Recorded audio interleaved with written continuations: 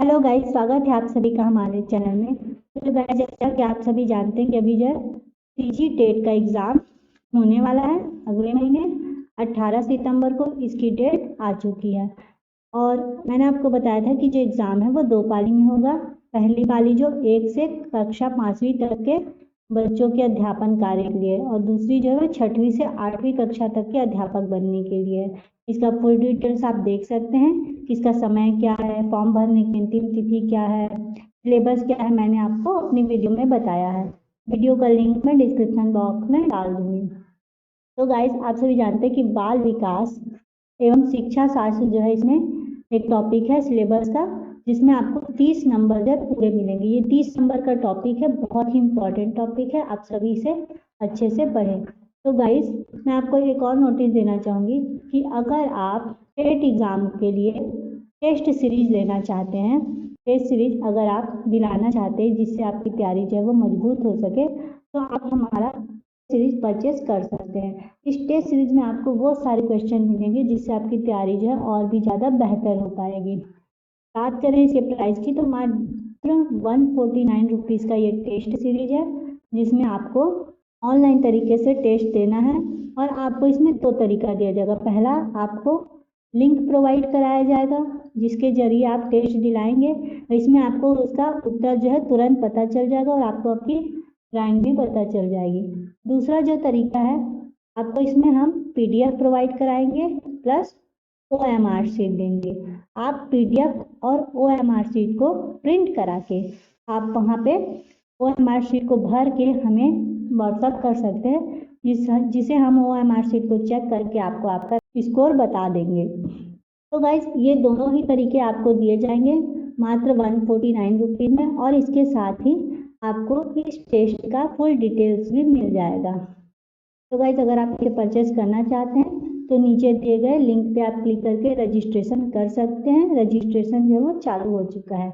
और अगर आपको और कोई जानकारी चाहिए तो आप हमारे मोबाइल नंबर 8305843617 पे कांटेक्ट करके जानकारी ले सकते हैं। ठीक है गाइज, तो चलिए आज का क्वेश्चन जो है स्टार्ट करते हैं। देखिए, शिक्षा की समकालीन नीतियों के अनुसार दिव्यांग बच्चों की शिक्षा के लिए कौन सा मॉडल सुझाया गया है। देखिए, यहाँ पे बोल रहा है दिव्यांग बच्चों की बात कर रहा है। तो देखिए, दिव्यांग बच्चों के लिए कह रहा है कि अगर आप स्पेशल चाइल्ड को पढ़ाते हैं तो उनको आप पढ़ाने के लिए कौन सा मॉडल यूज करेंगे, मतलब कौन सा तरीका जो है वो यूज करेंगे आप। पहला, समावेशी शिक्षा, इसमें क्या होता है कि सभी को एक साथ बैठा के, सभी को मतलब कि सामान्य छात्र और दिव्यांग छात्र, इनको एक साथ बैठा के शिक्षा दी जाती है। अलगावी में मतलब इनको अलग कर दिया जाता है, ठीक है। और केवल व्यावसायिक शिक्षा दी जाती है। और चौथा, जो सम्मिलित एकीकृत शिक्षा, इन सभी को एक जगह इकट्ठा करके आप शिक्षा देंगे। तो इसका जो मॉडल सुझाया गया था वह समावेशी शिक्षा। तो ऑप्शन ए इसका करेक्ट आंसर हो जाएगा।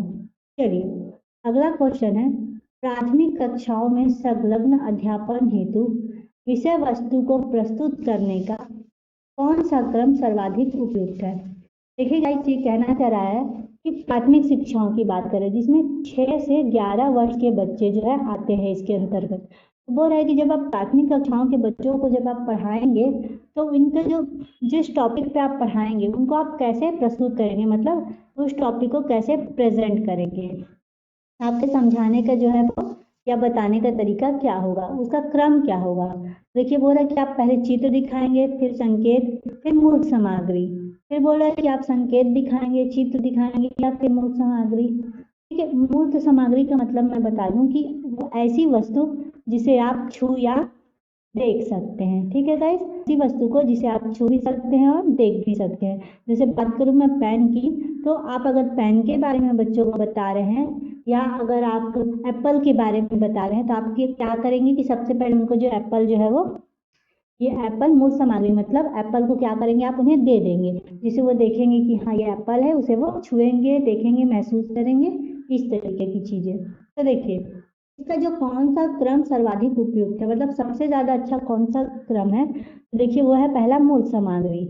मूर्त सामग्री मैंने बताया जिसे आप छू या देख सकते हैं। जैसे अगर आप बच्चे को पढ़ा रहे कि एक और एप्पल होता है तो आप पढ़ाने से पहले क्या आप उन्हें दे दे, उस एप्पल को ही ला के उनके हाथ में दे दो, बोले देखो ये एप्पल है, फिर आप उन्हें चित्र दिखाएं और फिर उन्हें संकेत के द्वारा बताएं। तो ऑप्शन सी इसका करेक्ट आंसर हो जाएगा। चलिए अगला क्वेश्चन है, बच्चों में सृजनात्मकता को किस प्रकार सुसाध्य किया जा सकता है। सृजनात्मकता का मतलब होता है क्रिएटिविटी, ठीक है गाइस, मतलब कि क्रिएटिविटी, अलग अलग नया ना कुछ क्रिएट करते रहना। तो देखिए लगातार अभ्यास व दोहराकर, क्या लगातार अभ्यास करके या दोहरा के कुछ क्रिएट किया जा सकता है? नहीं।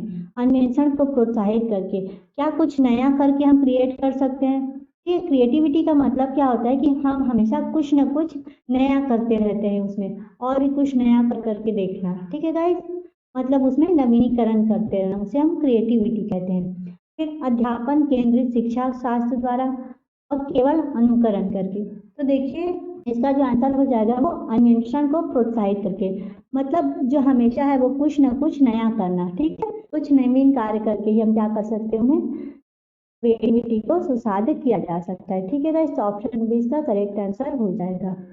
चलिए अधिगम की प्रक्रिया के दौरान बच्चे जो त्रुटियां करते हैं, देखिए यहाँ पे बात करें अधिगम की प्रक्रिया। अधिगम का मतलब होता है सीखना, इसका मतलब क्या होता है, सीखना, ठीक है। जब बच्चा सीखता है उस दौरान बच्चा जो गलतियां करता है, तो देखिए उसके बारे में बताया है, ठीक है, जब इंग्लिश में लर्निंग बोलते हैं।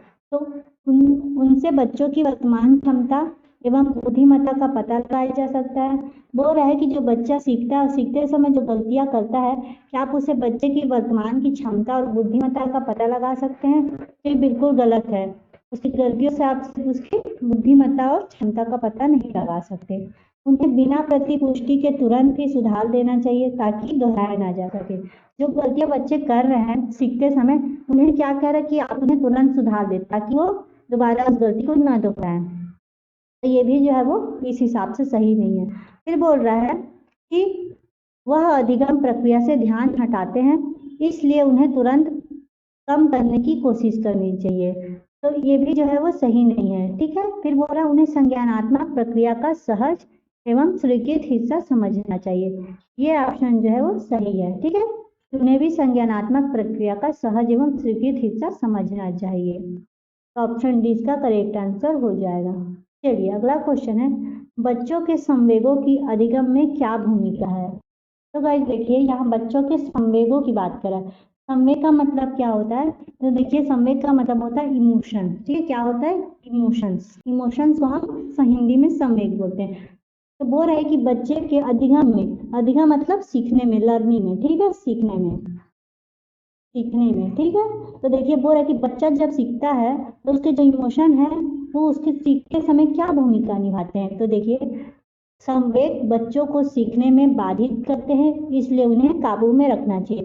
पहला पॉइंट बोल रहा है कि बच्चा जब सीखता है तो सीखते समय उसके जो इमोशंस हैं वो सीखने में क्या करते हैं, बाधित है, मतलब बाधा उत्पन्न करते हैं, इसलिए उन्हें काबू में रखना चाहिए। तो देखिएगा ये बिल्कुल भी गलत है। दूसरा बोल रहा है कि प्रभावी अधिगम के लिए संज्ञान को बच्चों के संवेग से पृथक रखना चाहिए। प्रभावी अधिगम मतलब अच्छा, अगर आप अच्छे से सीखना चाहते हैं तो आप अच्छा सीखने के लिए बच्चों के इमोशंस को क्या कर दें, पृथक कर दें, ठीक है, तो वो भी गलत है। तीसरा क्या बोल रहा है कि संवेग सीखने की प्रक्रिया को अर्थपूर्ण बनाते हैं तथा उन्हें सीखने की प्रक्रिया में एकीकृत रूप से सम्मानित करना चाहिए। बोल रहा है कि जो संवेग है, संवेग मतलब इमोशंस, बच्चा जब सीखता है तो उसके जो इमोशंस हैं वो सीखते समय उस प्रक्रिया को, उस क्रिया को क्या बनाते हैं, अर्थपूर्ण बनाते हैं तथा उन्हें सीखने की प्रक्रिया में एकीकृत रूप से सम्मानित करना चाहिए। बोल रहा है कि उन्हें सीखने की प्रक्रिया में एकीकृत रूप से सम्मानित करना चाहिए। चौथा क्या बोला, संवेग सीखने की प्रक्रिया में गड़बड़ी करते हैं। बोल रहा है कि सीखते समय जो इमोशंस होता है वो सीखने में क्या करता है, गड़बड़ी उत्पन्न करता है, जो कि ये गलत है। इसमें जो सही है वो है ऑप्शन नंबर सी, संवेग जो है वो सीखने की प्रक्रिया को क्या करते हैं, अर्थपूर्ण बनाते हैं, ठीक है। इमोशंस जो है वो सीखते समय उस प्रक्रिया को क्या करते हैं, अर्थपूर्ण बनाते हैं तथा उन्हें सीखने की प्रक्रिया में एकीकृत रूप से सम्मानित करना चाहिए, ठीक है गाइस। तो ऑप्शन सी इसका करेक्ट आंसर हो जाएगा। चलिए अगला है, जेंडर के संबंध में एक शिक्षिका को कक्षा में बच्चों को किसके लिए प्रेरित करना चाहिए। तो देखिए गाइस यहाँ पे बात कर रहे हैं जेंडर के संबंध में, ठीक है, पूछ रहा है कि जेंडर के संबंध में एक शिक्षक की क्या भूमिका है बच्चों के प्रति, वो बच्चों को किस तरीके से इंकरेज करेगा। तो देखिए, पहला जेंडर बद्धता। जेंडर बद्धता का मतलब क्या होता है कि अगर वो लड़का है तो उसके बाल जो है वो छोटे होंगे, अगर लड़की है तो उसके बाल जो क्या होंगे, बड़े होंगे। ठीक है। और दूसरा हो गया कि जैसे जेंडर स्थिरता। जेंडर स्थिरता मतलब कि लड़का है लड़की है जो भी है वो स्थिर ही रहेगा। ठीक है, उसको जो है वो चेंज नहीं किया जा सकता।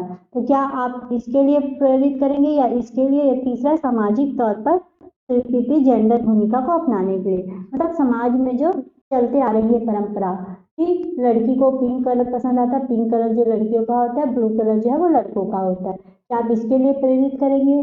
तीसरा जो है वो जेंडर रूढ़िवादिता में लचीलापन के लिए। तो देखिए गाइस, ये तीनों ही जो है वो गलत है। ठीक है, जो सही आंसर है वो जेंडर रूढ़िवादिता में लचीलापन लाने के लिए। लचीलेपन का मतलब है कि पिंक कलर जो है वो अगर लड़के को पसंद है तो वो भी यूज कर सकता है, लड़की को पसंद है तो वो भी यूज करे। ब्लू कलर अगर लड़की को पसंद आ रहा है तो वो भी यूज कर सकती है।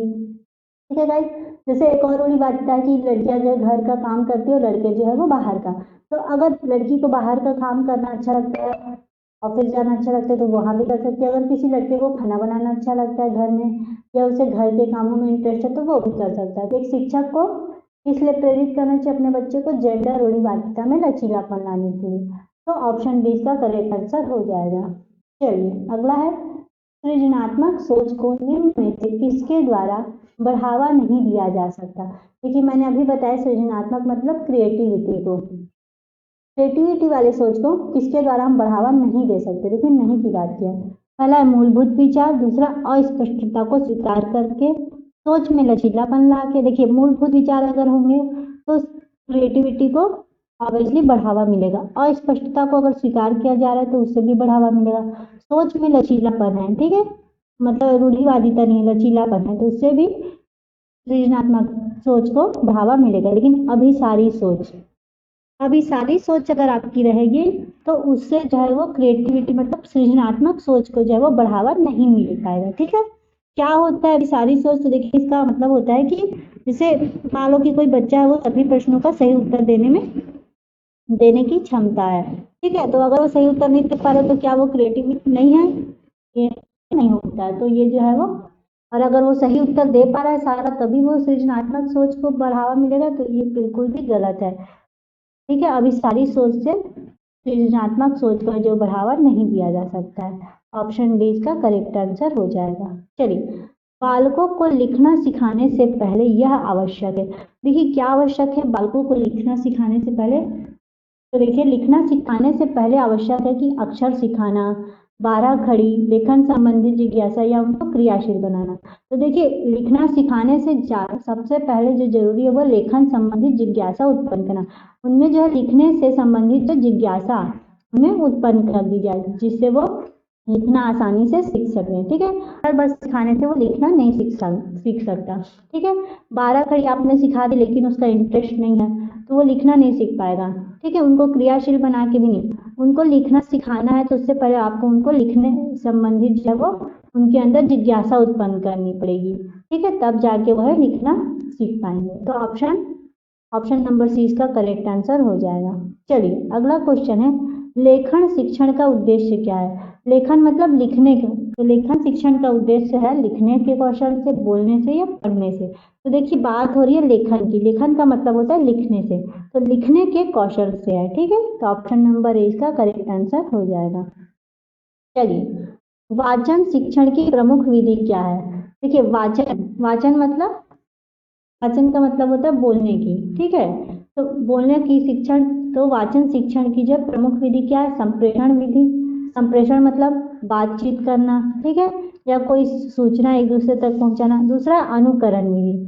ठीक है, तो ये देखिए दोनों ही विधि जो है वो सही है, दोनों विधि जो है वो इसकी प्रमुख विधि है, संप्रेषण विधि भी और अनुकरण विधि भी। तो ऑप्शन नंबर सी इसका करेक्ट आंसर हो जाएगा। चलिए, मौखिक कार्य का रिकॉर्ड रखने में सहायक होता है। देखिए, किसी ने कोई बात आके आपको बोल दी, आप उसका रिकॉर्ड रखने के लिए क्या यूज करेंगे जो आपको सहायता करे। लिखित कार्य, अभ्यास, गृह कार्य या इनमें से कोई नहीं। देखिए गृह कार्य मतलब घर का कार्य, घर का काम करके आप मौखिक कार्य का रिकॉर्ड रख सकते हैं क्या? बिल्कुल भी नहीं। अभ्यास का कार्य, अभ्यास करके आप किसी मौखिक कार्य का रिकॉर्ड रख सकते हैं? तो वो भी नहीं है। लिखित कार्य, मौखिक कार्य का रिकॉर्ड करने के लिए जो सहायक है वो लिखित कार्य, ठीक है। आप क्या करें, उसको लिख लें, तो वो आपको क्या है, रिकॉर्ड रखने में आसानी होगी। लिखा हुआ चीज जो वो रिकॉर्ड के रूप में रहता है। तो ऑप्शन नंबर ए इसका करेक्ट आंसर हो जाएगा। चलिए, हिंदी लेखन में प्रमुख पक्ष है, कौन सा पक्ष है जो हिंदी लेखन के लिए प्रमुख है?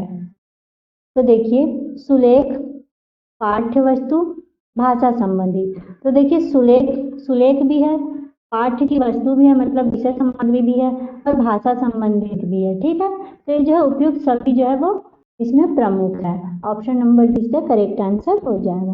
चलिए, पाठ योजना निर्माण का सर्वाधिक लाभ मिलता है, किसको मिलता है पाठ योजना निर्माण का सबसे ज्यादा लाभ?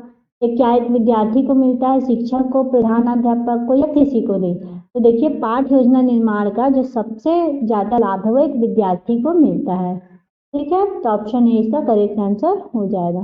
चलिए, लिखित अभिव्यक्ति का साध्य नहीं है, साध्य का मतलब होता है कि सबूत जो है वो या प्रमाण जो है नहीं है। पत्र लेखन, देखिए पत्र लेखन में हम क्या करते हैं, लिखते हैं, तो ये तो इसका एक प्रमाण है। वाद विवाद करना, नाट्य लेखन, लेखन मतलब लिखना, नाटक लिख रहे हैं उसमें भी आप लिखने का कार्य करें, निबंध लिख रहे हैं उसमें भी लिखने का कार्य करें। लेकिन जो वाद विवाद करें मतलब बोल के जो आप वाद विवाद करें, इसमें सिर्फ बोलने का कार्य होता है, इसमें क्या होता है, बोलने का कार्य होता है, लिखने का कोई कार्य नहीं है। तो ये जो है वो लिखित अभिव्यक्ति का साध्य नहीं है। ऑप्शन बी इसका करेक्ट आंसर हो जाएगा। चलिए, अगला है, भाषाई कौशल के निर्धारित पक्षों में कौन सा उपयोग नहीं है, ठीक है। तो देखिए, भाषाई कौशल का जो पक्ष होता है उसमें क्या क्या शामिल है? उसमें होता है सुनना, फिर बोलना, पढ़ना, और एक होता है लिखना, ठीक है।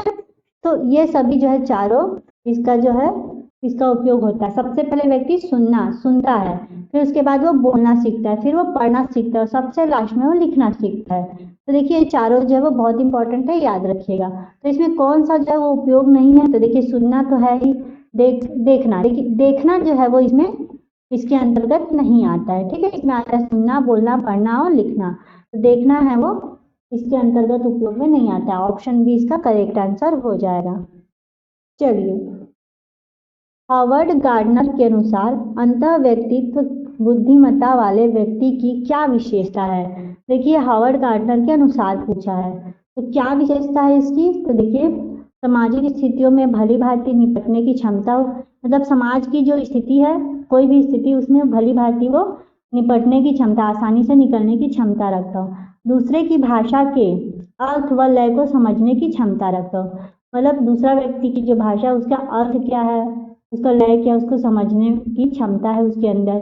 तीसरा, स्वयं की जटिल भावनाओं, शक्तियों और कमजोरियों का ज्ञान हो, मतलब खुद के अंदर की जो भावनाएं हैं, जो उसके पास जो ताकत है और जो उसकी कमजोरियां हैं, मतलब क्या उसकी ताकत है, स्ट्रेंथ, और क्या उसकी वीकनेस है, उसका उसको ज्ञान है। सौंदर्य एवं सौंदर्य बोध की सराहना, तो देखिए इनके अनुसार अंतः व्यक्तित्व बुद्धिमत्ता वाले व्यक्ति की जो विशेषता है वो है स्वयं की जटिल भावनाओं, शक्तियों और कमजोरियों का ज्ञान। उसको खुद की अपनी भावनाओं का, अपने अंदर की स्ट्रेंथ और अपने अंदर की वीकनेस का जो है वो ज्ञान होना चाहिए। तो ऑप्शन नंबर सी इसका करेक्ट आंसर हो जाएगा। चलिए, अगला क्वेश्चन है, हस्तलिपि का खराब होना अधूरी पढ़ाई की निशानी है, किसने कहा था? देखिए, किसने कहा था कि हस्तलिपि का खराब होना अधूरी पढ़ाई की निशानी है? तो कहा था महात्मा गांधी ने, ठीक है गाइस। ऑप्शन नंबर 20 का करेक्ट आंसर हो जाएगा। चलिए, व्यक्ति का कुसमायोजन प्रकट करता है, क्या प्रकट करता है कुसमायोजन? मतलब वो झगड़ालू प्रवृत्तियों से, पलायनवादी प्रवृत्तियों से, मतलब पहला तो है कि वो झगड़ालू प्रवृत्ति का, सबसे लड़ाई झगड़ा करता है। दूसरा, पलायनवादी है मतलब भाग जाता है। तीसरा, आक्रमणकारी, मतलब किसी को भी वो कभी भी अटैक कर सकता है। उपयुक्त में से सभी। तो देखिए, जो कुसमायोजन प्रकट होता है वो है सभी, झगड़ालू प्रवृत्ति का व्यक्ति भी हो सकता है, पलायनवादी भी, और आक्रमणकारी भी, मतलब किसी को भी वो कभी भी अटैक कर सकता है। तो ये सभी है, ठीक है। ऑप्शन नंबर 20 का करेक्ट आंसर हो जाएगा। चलिए, किशोरों में द्वंद्व उभरने का मुख्य कारण है। क्या है किशोरों में द्वंद्व उभरने का मुख्य कारण? तो देखिए किशोरों में द्वंद्व उभरने का जो मुख्य कारण है वो है अवसरों की प्रतिकूलता। ठीक है, तो ऑप्शन नंबर 20 का करेक्ट आंसर हो जाएगा। चलिए अगला क्वेश्चन है, व्यक्ति के मानसिक तनाव को कम करने की प्रत्यक्ष विधि है। आपसे पूछ रहा है कि कोई व्यक्ति है वो बहुत ज्यादा मानसिक तनाव में, आप उसके मानसिक तनाव को कम करने के लिए प्रत्यक्ष विधि, कौन सी प्रत्यक्ष विधि अपनाएंगे? प्रत्यक्ष तरीके से, ठीक है, मतलब डायरेक्ट तरीके से उदात्तीकरण की विधि अपनाएंगे, ठीक है, या विनिवर्तित व्यवहार करेंगे उसके साथ, या बाधा दूर करेंगे, या तादात्म्य। ठीक है, तो जो प्रत्यक्ष विधि मतलब डायरेक्ट तरीके से, अगर कोई व्यक्ति मानसिक तनाव में है तो क्या करो, जिस वजह से वो तनाव में है ना, जो कारण है उस कारण को ही आप क्या कर दो, दूर कर दो, तो बाधा को दूर करना, ऑप्शन नंबर सी। ठीक है, जो भी उसकी बाधा है या जो भी उसके मानसिक तनाव का कारण है उस कारण को ही क्या कर दो, आप दूर कर दो। जैसे मान लो कि वो मानसिक तनाव में है कि वो एग्जाम में फेल हो जाएगा, उसने कोई तैयारी नहीं की है, तो दो तरीका होता है, या तो आप उसे किसी की वीडियो भेज दो कि ले भाई तो इससे पढ़ लेना, या उसका वो हो गया इनडायरेक्ट। और डायरेक्ट क्या है कि आप उसे खुद बैठाओ और जो भी टॉपिक समझ नहीं आ रहा है आप उसे समझा दो, तो उससे क्या होगा, उसकी बाधा जो है वो दूर हो जाएगी। ठीक है, तो बाधा को दूर करना, ऑप्शन नंबर सी इसका करेक्ट आंसर हो जाएगा। तो गाइस हमारा ये वीडियो यहीं तक था। आपको हमारा वीडियो कैसा लगता है हमें कमेंट्स करके जरूर बताएं। और गाइस आप सभी जान रहे हैं कि जो टेट का एग्जाम है उसके लिए हमने जो टेस्ट सीरीज चलाई है, अगर आपको टेस्ट सीरीज परचेज करना है तो आप डिस्क्रिप्शन में लिंक है वहां जाके रजिस्ट्रेशन कर सकते हैं। तो गाइस मिलेंगे अगले वीडियो के साथ, तब तक के लिए take care and keep learning.